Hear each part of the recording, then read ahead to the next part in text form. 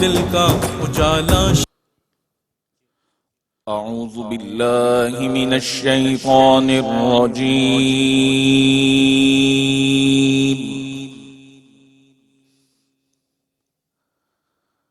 بسم اللہ الرحمن الرحیم.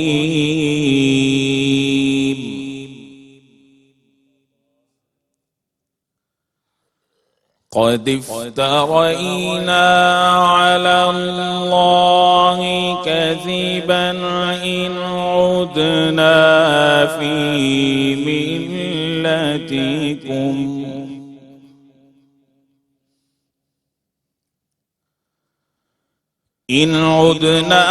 في ملتكم بعد إذ نجانا الله منها.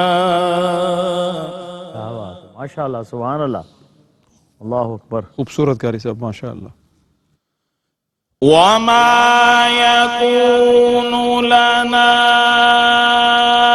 أن نعود فيها إلا أن يشاء الله. اللہ اللہ سبحان اللہ سبحان اللہ اللہ اکبر. إلا أن يشاء الله ربنا وسع ربنا كل شيء علما.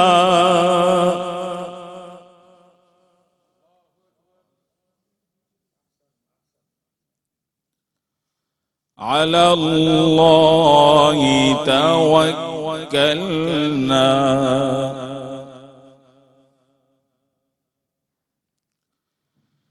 ربنا افتح بيننا وبين قومنا بالحق وأنت خير الفاتحين.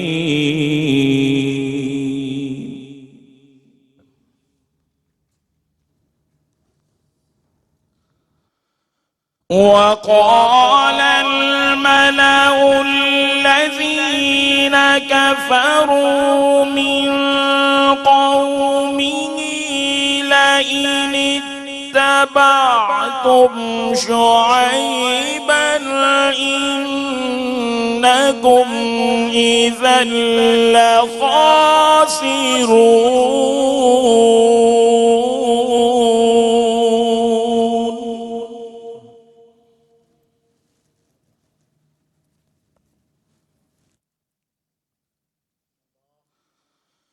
وقال الملأ الذين كفروا من قومه لئن اتبعتم شعيبا إنكم إذا لخاسرون.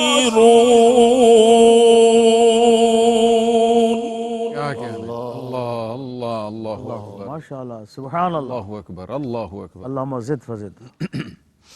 إنكم إذا لخاسرون.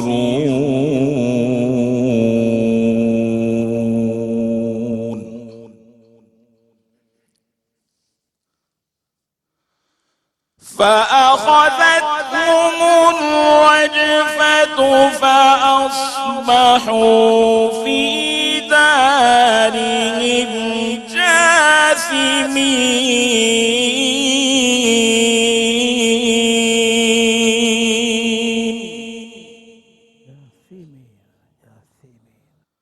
فأخذتهم الرجفة فأصبحوا في دارهم جاثمين. صدق الله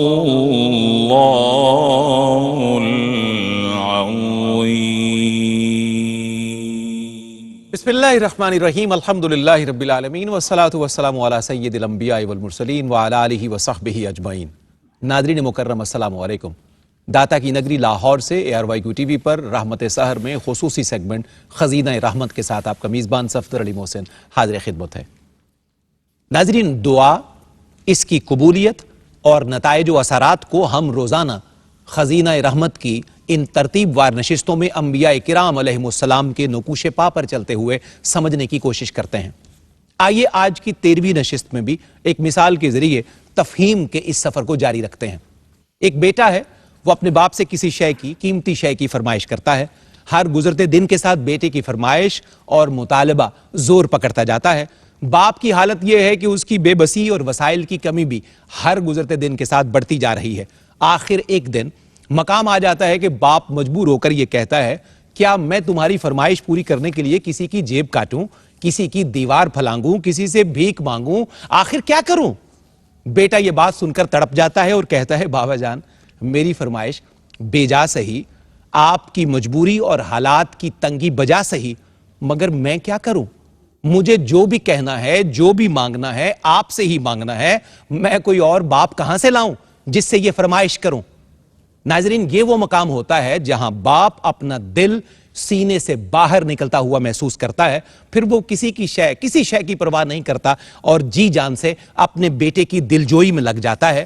یہی کیفیت دراصل بندے کے لیے درکار ہوتی ہے کہ وہ اللہ کی رحمت کو اپنی عاجزی، بے بسی، مسکینی، لاچاری، بندگی، حاجت طلبی، اشک ریزی اور خود سپردگی کے باعث ایسے موڑ پر لے آئے کہ رحمت خداوندی خود بخود چھلک پڑے اور اپنے بندے کا خیر مقدم کرے۔ یہ کیا کہ جھٹ مانگا اور پٹ انتظار میں بیٹھ گئے؟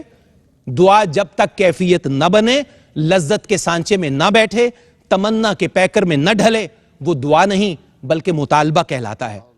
دعا لفظوں کی تکرار کا نام نہیں، یہ بندگی کے اظہار کا نام ہوا کرتا ہے۔ جب بندہ اس کیفیت کو پیدا کرنے میں کامیاب ہو جاتا ہے تو پھر خدا عرش اولی سے اتر کر آسمان دنیا پر آ جاتا ہے اور بندے کی دعا اجابت کا دروازہ پار کر جاتی ہے۔ اللہ کرے کہ انبیاء کرام کی ان دعاؤں کے صدقے ہمیں زندگی میں مانگنے کا سلیقہ نصیب ہو جائے۔ آئیے بڑھتے ہیں اپنے معزز مہمانوں کے خیر مقدم کی جانب۔ آج ایک دفعہ پھر بڑے خوبصورت اور آسن انداز میں تلاوت کلام رحمان سے، آیات بینات سے اس کا نور تقسیم کرتے ہوئے ٹرانسمیشن کو اوپن کیا ہے مدینۃ الاولیاء سے تشریف لائے ہوئے قاری قرآن جناب قاری محمد سعید نقشبندی نے۔ السلام علیکم۔ جی وعلیکم السلام۔ سعید بھائی خوش آمدید۔ جی بہت خیر شکریہ، مقدم۔ جزاک اللہ۔ آپ کے ساتھ تشریف فرما ہے مفتی محمد طاہر تبسم قادری صاحب۔ السلام علیکم۔ وعلیکم السلام ورحمۃ قبلہ خوش آمدید۔ بہت شکریہ جی۔ آپ کے ساتھ تشریف فرما ہے، آج ایک دفعہ پھر شرف یاب کیا ہے گیرین یونیورسٹی لاہور کے شعبہ علوم اسلامیہ کے ذی وقار استاذ جناب ڈاکٹر حسن اللہ سیفی۔ السلام علیکم۔ وعلیکم السلام ورحمۃ اللہ۔ ڈاکٹر صاحب خوش آمدید، تشریف آوری کا شکریہ۔ میرے اور آپ کے ہر دل عزیز محبوب ثناخوان رسول جناب پروفیسر عبدالرؤف روفی آج کی نشست میں بھی ہمارے ساتھ تشریف فرما ہے۔ السلام علیکم۔ وعلیکم السلام ورحمۃ اللہ وبرکاتہ۔ قبلہ خوش آمدید، تشریف آوری کا شکریہ۔ آپ کی ٹیم کے نوجوان عقیل احمد، محمد شاہزیب اور مبین احمد بھی روفی صاحب کے ساتھ ذکر کی نوکری پر مامور۔ السلام علیکم۔ وعلیکم السلام ورحمۃ اللہ۔ آئیے روفی صاحب کے کلام سے سلسلہ کلام آگے بڑھائیں گے۔ جو پہلا کلام ہے، یہ کلام وہ ہے جو مقبول عرب و عجم ہے بلکہ مقبول بارگاہ حشم ہے۔ حضرت شیخ سعدی رحمۃ اللہ علیہ کے وہ افاقی کلمات جو بچے کی ورد زبان ہے، بلغ العلا بکمالہ کشف الدجا بجمالہ حسنت جمیع خصالہ صلو علیہ وآلہ۔ اس پر تضمین ہے کراچی کے استاد شاعر جناب مہر وجدانی علیہ رحمہ کی، اللہ ان کی قبر پر رحمت فرمائے۔ روفی صاحب سے آغاز کرتے ہیں۔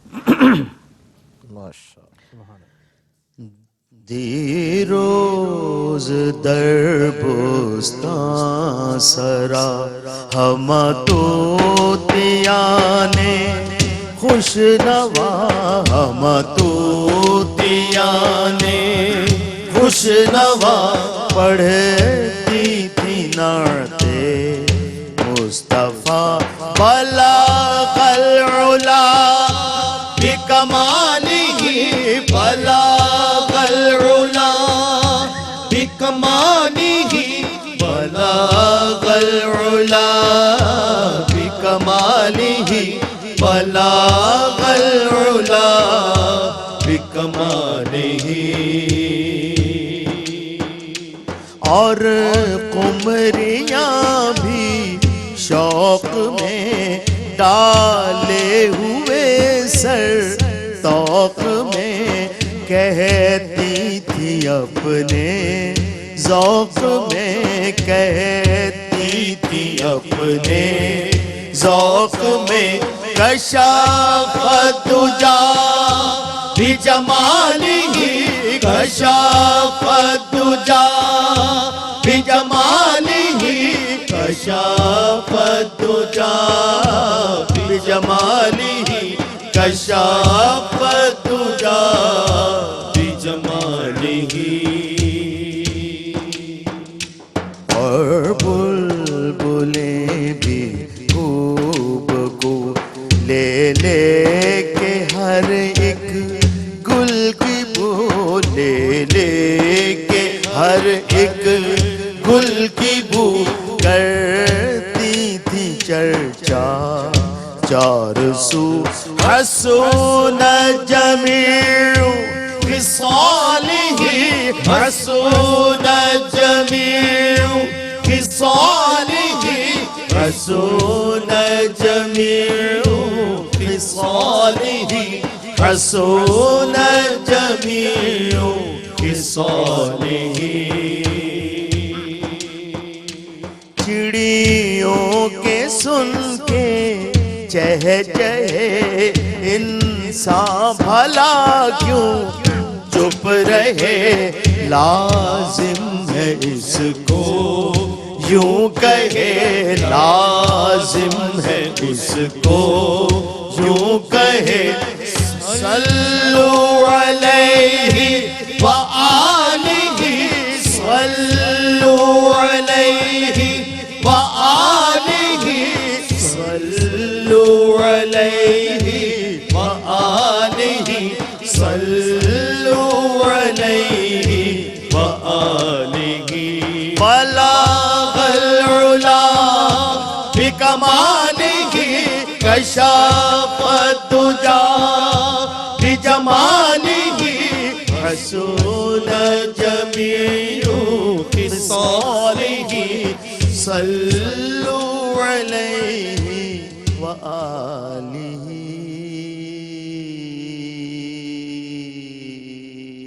سبحان اللہ سبحان اللہ رفیع صاحب سبحان اللہ سبحان اللہ. حضرت شیخ سعدی رحمۃ اللہ علیہ کے ان مبارک اور مقبول کلمات سے سلسلہ کلام ہمارا آگے بڑھا. مختصر سا وقفہ ہے, واپس آتے ہیں تو اللہ کے کریم نبی سیدنا شعیب علیہ السلام کے ذکر خیر سے آج کی گفتگو آگے بڑھے گی. ایک مختصر وقفہ. ناظرین خیر مقدم ہے آپ کا پوری دنیا کے ناظرین جو اس وقت ایئر وائی ٹی وی کی اسکرین کے ذریعے ہم سے منسلک ہیں. آج اللہ کے کریم نبی سیدنا شعیب علیہ السلام کی دعا سے ہم گفتگو کا آغاز کریں گے قبلہ مفتی صاحب سے. مفتی صاحب قبلہ قاری صاحب نے بھی دعا تو تلاوت کے اندر پیش کر دی ہے, میں ترجمہ عرض کیے دیتا ہوں. سورہ الاعراف آیت نمبر 89 ہے. ہمارے رب کا علم ہر چیز کو محیط ہے, ہم نے اللہ پر ہی توکل کیا ہے. اے ہمارے رب ہمارے درمیان اور ہماری قوم کے درمیان حق کا فیصلہ فرما دے اور تو سب سے اچھا فیصلہ کرنے والا ہے. اللہ اکبر. یہ حضرت شعیب علیہ السلام کی دعا ہے.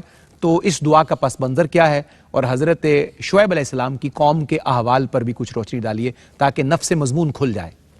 بسم اللہ الرحمن الرحیم. مولا صلی وسلم دائما ابدا علی حبیبک خیر الخلق کلہم.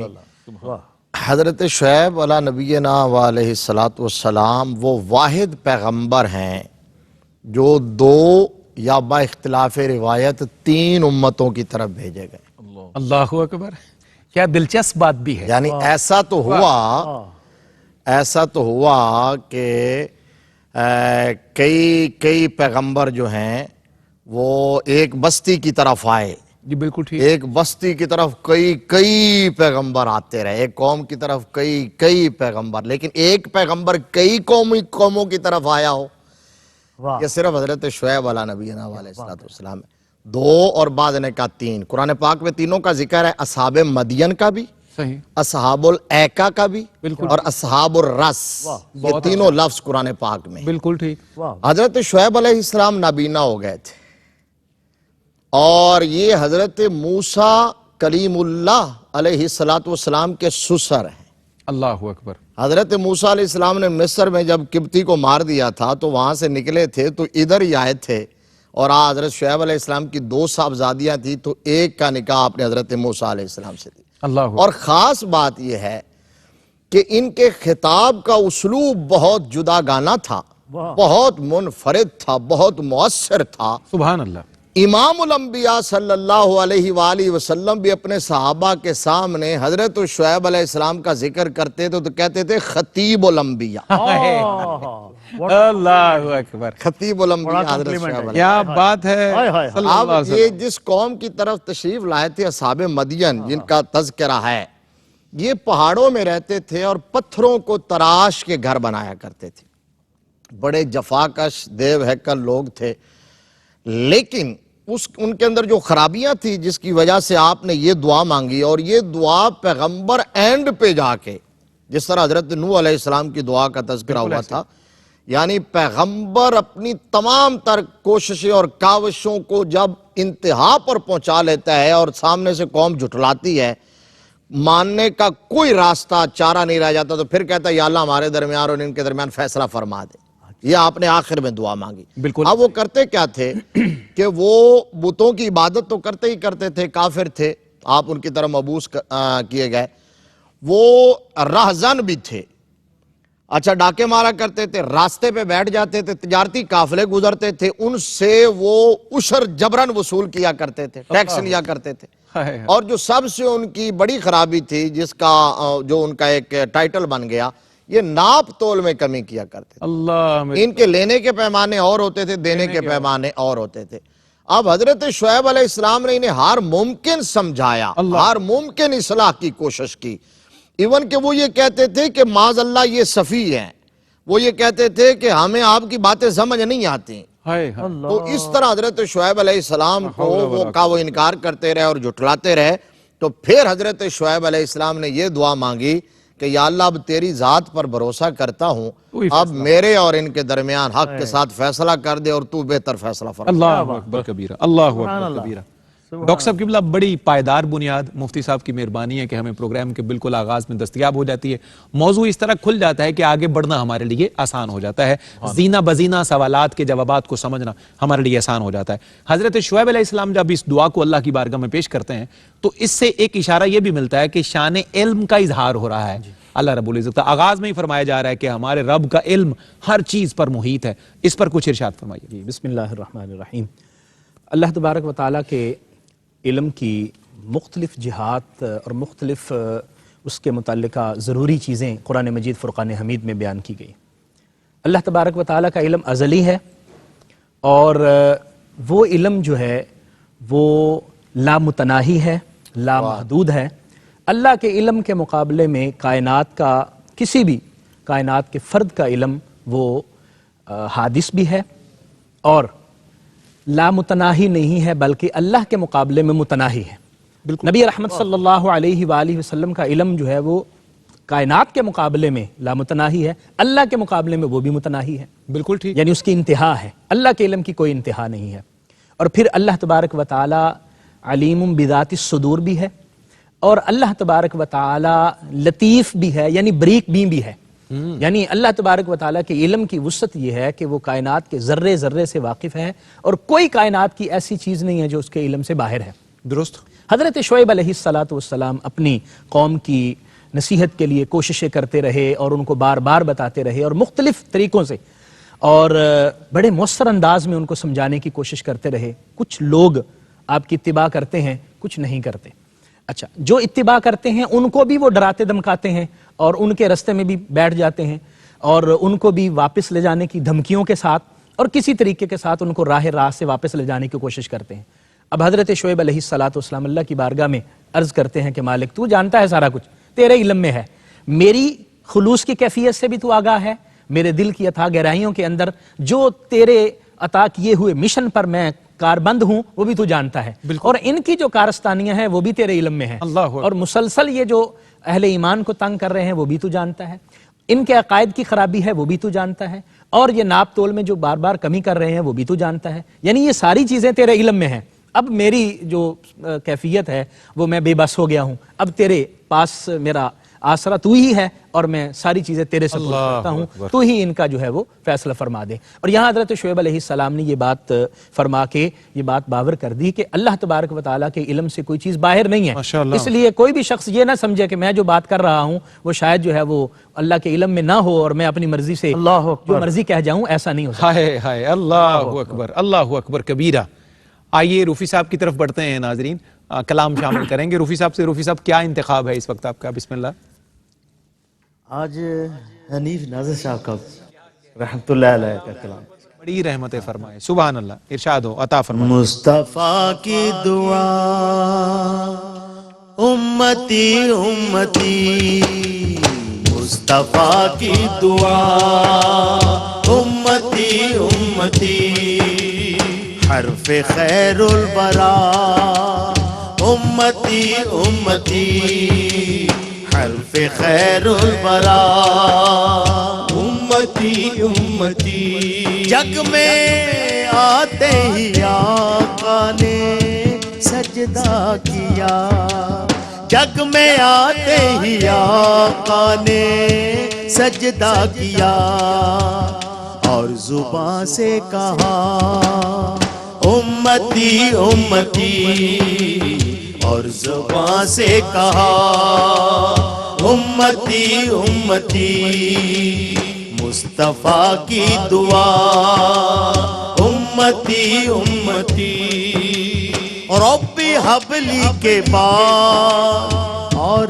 کچھ نہ کہا، ربی حبلی کے بعد اور کچھ نہ کہا، صرف اتنا کہا امتی امتی، صرف اتنا کہا امتی امتی، صرف اتنا کہا امتی امتی، جب وہ روتے تھے غاروں کی تنہائی میں، جب وہ روتے تھے غاروں کی تنہائی میں، بس یہ آتی صدا امتی امتی، بس یہ آتی صدا امتی امتی،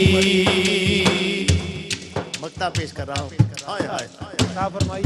ان کے احسان کو نازش صدا یاد رکھ، ان کے احسان کو نازش صدا یاد رکھ، جن کے دم سے بنا امتی امتی، جن کے دم سے بنا امتی امتی، مصطفیٰ کی دعا امتی امتی، حق نے فرما دیا بخشی امت تیری، حق نے فرما دیا بخشی امت تیری، جب نبی نے کہا امتی امتی، جب نبی نے کہا امتی امتی،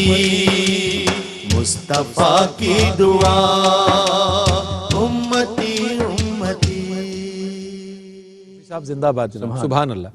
حضرت حنیف نازش قادری کا یہ خوبصورت کلام، اللہ ان کی تربت پر بڑی رحمت نازل فرمائے۔ ان کی نعت کا ایک شعر روفی صاحب پوری دنیا میں ثناخوان حضرات کا، اس پوری برادری کا حوالہ بن گیا۔ یہ کوٹیشن کا شعر ہے مفتی صاحب، ہم کہاں عزت کے قابل تھے مگر بستی کے لوگ، ہم کہاں عزت کے قابل تھے مگر بستی کے لوگ، نعت کے صدقے ہماری آبرو کرتے رہے، نعت کے صدقے ہماری آبرو کرتے رہے۔ ایک وقفہ ہے یہاں پر۔ جی ناظرین خوش آمدید، داتا نگری لاہور سے رحمت سحر میں پروگرام خزینہ رحمت سیدنا شعیب علیہ السلام کی دعا سے عنوان گفتگو ہمارا آگے بڑھے گا مفتی صاحب قبلہ کے ذریعے۔ مفتی صاحب قبلہ، اسی دعا کا ایک ٹکڑا جو ہے وہ اس عقیدے کو گو کہ ہم پہلے ڈسکس کر چکے، ایک اور اللہ کے نبی کی دعا کی صورت میں توکل کی میں بات کر رہا ہوں۔ اس دعا میں بھی سیدنا شعیب علیہ السلام توکل کو اپنی دعا کی قبولیت کا وسیلہ بنا رہے ہیں، اس پر کچھ ارشاد فرمائیے۔ اس میں ایک خاص بات تو یہ ہے کہ عام طور پر توکل دعا کرنے کے بعد ہوتا ہے، حضرت شعیب علیہ السلام نے توکل کا پہلے ذکر کیا، دعا بعد میں مانگی. کیا بات ہے، یہ خاص بات ہے. بڑی بات. یعنی ہوتا ہی ہے کہ پہلے اسباب اختیار کریں ماشاءاللہ. پھر اللہ پر توکل کریں. پیغمبر نے کہا میرے اسباب بعد میں ہیں، توکل پہلے ہے. ہائے ہائے. اچھا روفی صاحب جب پڑھ رہے تھے کہ مصطفیٰ کی دعا امتی امتی، امتی. تو مجھے اس وقت ایک بات، چونکہ ہم حضرت شعیب علیہ السلام کی دعا کا ذکر کر رہے تھے، آپ نے بھی اینڈ پہ یہ دعا مانگ لی کہ رب نفتح بیننا و بین قومنا بالحق. حضرت نوح علیہ السلام نے، دیگر پیغمبروں نے قوم کے خلاف دعا کر دی. درست. اس کو بھی بد دعا نہیں کہنا چاہیے. لوگ کہتے ہیں نبی نے بد دعا، یہ بد دعا والا لفظ یہ بولنا ہی نہیں چاہیے. اس کو ہم کہتے ہیں ہاں خلاف دعا، خلاف دعا کرنا. کیونکہ یہ دعا کا بھی یہاں بھی گرامر کی بات ہے. دعا کا صلہ لام ہو، دعا کے آگے لام آئے نا، لام لہو، دعا لہو، ایک ہے دعا علیہ. تو دعا لہو ہو تو اس کا معنی ہوتا ہے کسی کے حق میں دعا کرنا، اور دعا علیہ ہو تو اس کا معنی کسی کے خلاف دعا کرنا. بہت اچھا. تو اب پیغمبروں نے قوموں کے خلاف دعا کر دی، لیکن قربان جائے امام الانبیاء پر، رحمت للعالمین آقا پر، کہ دشمنوں نے، مخالفوں نے جفا کی ہر حد کراس کر دی اور ستم کا ہر حربہ آزما لیا. اور کہا گیا، چاہنے والوں نے، غلاموں نے کہا کہ آپ ان کے خلاف دعا کر دیجئے، لیکن میرے مصطفیٰ کریم صلی اللہ علیہ وسلم کے ہاتھ اٹھے، لب ہلے، وما ینطق عن الہوا کی جو زبان مبارک نے جنبش کی، تو میرے آقا نے یہی عرض کیا اللہم اہد قومی فإنہم لا یعلمون. یا اللہ یہ میری قوم نا سمجھ ہے، اسے ہدایت عطا فرما.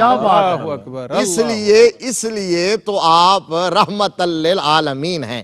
اور ایک جملہ یہ کہ حافظ صاحب بڑی خوبصورت گفتگو فرما رہے تھے، تو واسع کل شیء علما کی تشریح میں آپ نے جو گفتگو فرمائی اس میں ایسا ایک ہے کہ باقی مخلوق میں، نبیوں میں، ہمارے آقا علیہ السلام جس کو جتنا بھی علم ملا ہے نا، وہ کائنات میں ہے، اور کائنات کو محیط جس کا علم ہے وہ اللہ کی ذات ہے.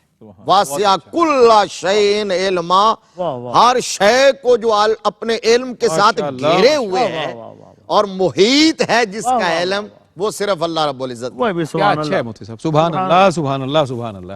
ڈاکٹر صاحب قبلہ، جس فیصلے کا ذکر ہے اس دعا میں، کیونکہ ہم عنوان کو بھی سمجھتے ہیں، عنوان کا پس منظر بھی سمجھتے ہیں، اس کے نتائج اور اثرات کو بھی جانتے ہیں، جس میں شعیب علیہ السلام اشارہ فرما رہے ہیں کہ یا اللہ پھر فیصلہ فرما دے میری اور میری قوم کے درمیان حق کے ساتھ. وہ فیصلہ کون سا ہے، اس کے بارے میں بھی بتائیے.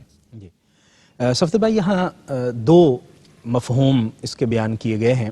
ارشاد. وَنَفْتَحْ بَيْنَنَا وَبَيْنَ قَوْمِنَا بِالْحَقِّ. ایک تو اس کا مطلب یہ ہے، فاتحہ کا مطلب کھولنا بھی ہوتا ہے، اور فاتحہ کا مطلب یہاں پر مفسرین نے اور مترجمین نے کیا ہے فیصلہ کرنا. یعنی جب حضرت شعیب علیہ السلام نے اپنی قوم کو ہدایت اور ان کی رہنمائی کے مکمل طور پر اپنے سارے جو بھی حربے تھے یا آپ کی جو بھی اسباب تھے اختیار کر لی، آپ نے ان کو کوششیں فرمائیں اور ان کو راہ راست پر لانے کے لیے بہت زیادہ تگ و دو فرمائی، لیکن وہ نہیں مانے. اب نبی کا جو مشن ہوتا ہے اور جو منصب ہوتا ہے اس میں دو چیزیں خاص ہوتی ہیں، ایک انذار ہوتا ہے اور ایک تبشیر ہوتی ہے. درست. انذار کا مطلب اللہ تعالیٰ کے عذاب سے ڈرانا اور اللہ کی پکڑ سے ڈرانا، اور تبشیر کا مطلب ہوتا ہے اطاعت اور فرمانبرداری کرنے والوں کو خوشخبری سنانا. بہت اچھا. اللہ کی نعمتوں کی اور جنت کی خوشخبری سنانا. جی درست. اب چونکہ وہ لوگ ایمان کی طرف نہیں آ رہے تھے، بت پرستی بھی کرتے تھے، ناپ تول میں کمی بھی کرتے تھے، اور زمین میں فساد بھی برپا کرتے تھے، وہ ساری چیزیں تھیں ان کے اندر. تو اب اللہ تبارک و تعالیٰ کی بارگاہ میں حضرت شعیب عرض کرتے ہیں کہ مالک تو اب فیصلہ فرما دے کہ تو نے فرمایا تھا کہ جو اطاعت نہیں کرے گا اس کا آخری فیصلہ یہ ہے کہ یہ عذاب سے دوچار کیے جائیں گے، تو اب ان پر عذاب نازل فرما دے. یہ فیصلے سے مطلب یہ ہے کہ یا اللہ اپنا عذاب عطا فرما دے، اور یہ جو نہیں مان رہے ان پر عذاب آئے گا، دوسروں کو بھی خبر ہو جائے گی کہ اللہ تعالیٰ نے جو فرمایا ہے وہ درست فرمایا. اور فاتحہ کا مطلب یہ ہے کہ اللہ تبارک و تعالیٰ نے کچھ چیزوں کو ابھی تک چھپایا تھا تاکہ یہ لوگ ابھی دوسرے قوموں کے سامنے رسوا نہ ہوں، چونکہ بڑے معزز تھے اور مالی اعتبار سے اور ہر طرح کے معاشی اعتبار سے بڑے سمجھے جاتے تھے، بڑے تاجر قسم کے لوگ تھے. صحیح. اور لوگ سمجھتے تھے کہ یہ بڑے لوگ ہیں، لیکن حضرت شعیب علیہ السلام نے عرض کیا مالک ذرا ان کا اندر کھول تاکہ لوگوں کو پتہ چلے کہ یہ اندر سے کتنے خراب ہیں اور یہ ناپ تول میں کمی کر کے لوگوں کا حق قطع کرتے ہیں اور ڈاکہ ڈالتے ہیں، تاکہ ان کی اس صورتحال سے بھی لوگ آگاہ ہو جائیں۔ تو یہ دو طرح کے جو فاتحہ کا دو طرح کے معنی جو ہے وہ مراد ہو سکتا ہے۔ بہت شکریہ ڈاکٹر صاحب۔